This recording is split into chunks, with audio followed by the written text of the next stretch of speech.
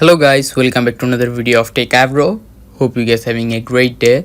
In this video I'm gonna walk through how can you get set FaceTime on iPhone. So guys, at first open your FaceTime. After opening your FaceTime, here you can see create link. Just click on create link. And after creating FaceTime link, you can share the link through many kind of websites, mail, many kind of platforms here. And here you can see in the top right side there is a join option. If you click on join, you can join the FaceTime. If you click on camera, you can turn off or turn on camera.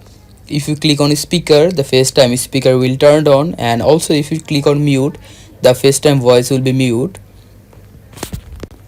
You can also click the top right eye icon, and by clicking eye icon, here you can see you can also share link.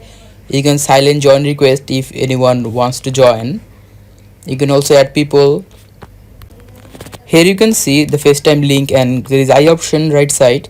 If you click on that, you can share link or delete link from here like this. So guys, that's how you can get set FaceTime on iPhone. Hope you find this video helpful.